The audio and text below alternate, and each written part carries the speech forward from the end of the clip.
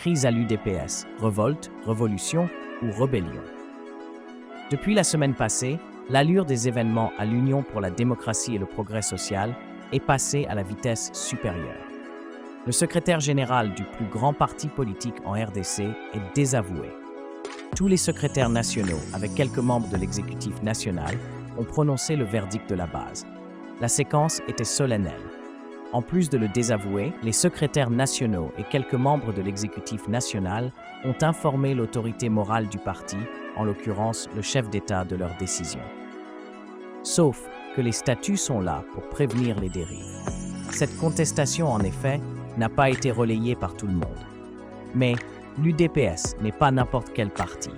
C'est la base qui décide du sort de ses dirigeants. Elle les nomme ou les destitue au gré de son appréciation.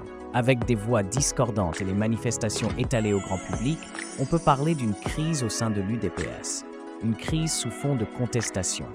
Mais quelles sont les formes de cette contestation? Est-on devant une simple révolte de mécontents, soucieux de leur bien-être négligé dans un parti au pouvoir, ou nous sommes au prélude d'une révolution dans le palais UDPS? La diaspora avantagée, la frustration calfeutrée.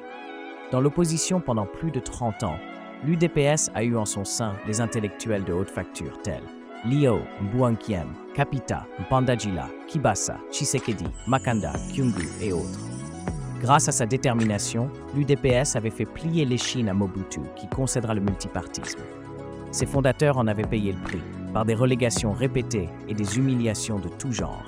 Mais le peuple congolais les reconnaîtra comme les véritables fondateurs de la démocratie en RDC. En 18 ans de sa présidence, Kabila Kanambe avait cherché à vider le parti politique UDPS de sa substance par des intimidations, des meurtres ciblés, jusqu'au tir de missiles sur la permanence de ce parti. Jusqu'aujourd'hui, les familles des combattants grillés n'ont jamais obtenu justice et réparation de leurs pertes. Après la victoire de Félix-Antoine Tshisekedi, le parti a connu des convulsions suite à des alliances, d'abord avec Kabila Kanambe et ensuite avec Vital Kamerhe, l'actuel président de l'Assemblée nationale.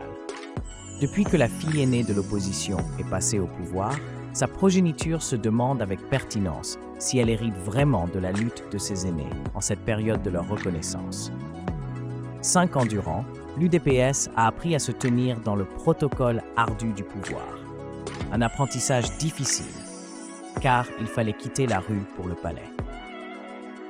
Le parcours n'a pas encore rassuré, car le parti est encore dans les rues, il possède une majorité d'intellectuels au chômage, une multitude des sans-emploi, n'ayant pas d'instruction valable, habitués à recevoir sous les alcôves de la permanence leur ration quotidienne des informations du parti.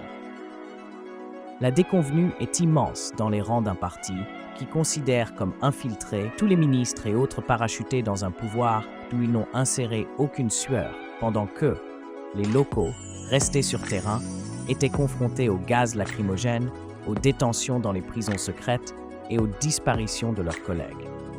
C'est de cette masse hétéroclite que les protestations ont fusé fort quand le vase du mécontentement a débordé.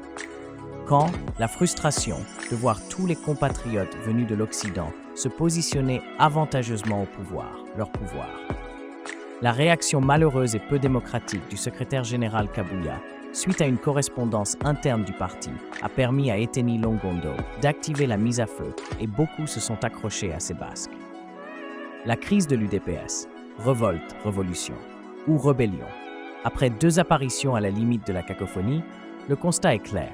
Il y a crise, et celle-ci a amené les secrétaires nationaux et quelques pontes de l'Union pour la démocratie et le progrès social à déclarer leur secrétaire général persona non grata dans le parti. Les griefs sont multiples pour arriver à cette extrême décision.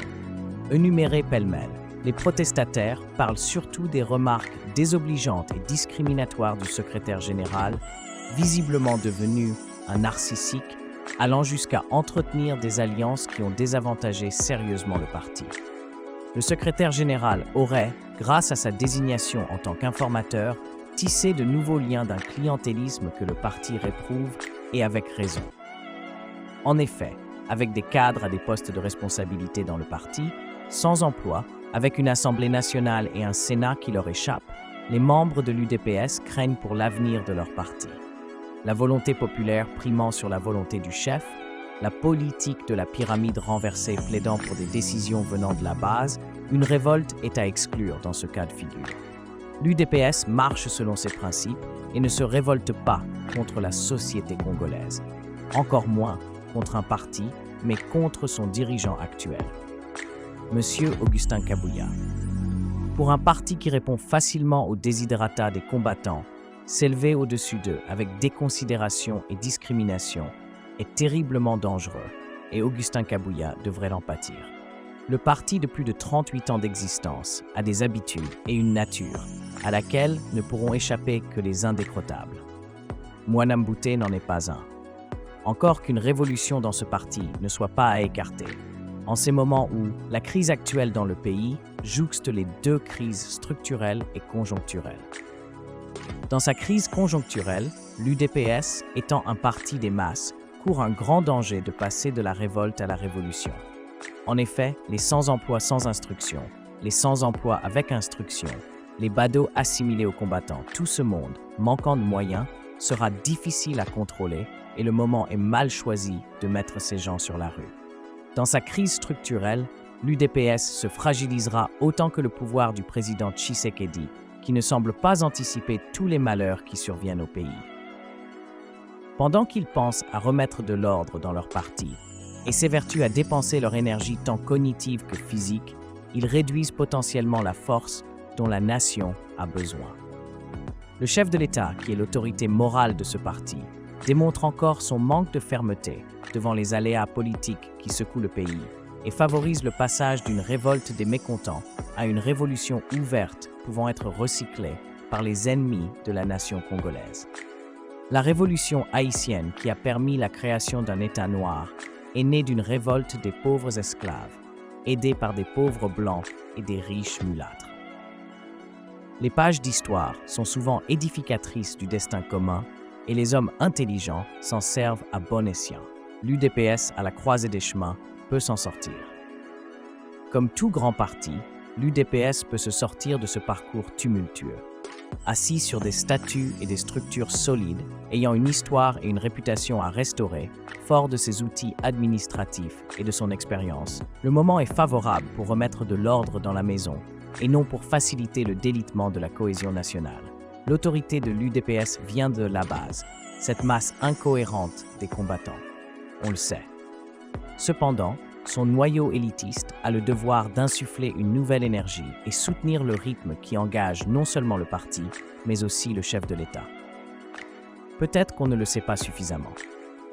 Les hommes peuvent être changés, permutés, démis.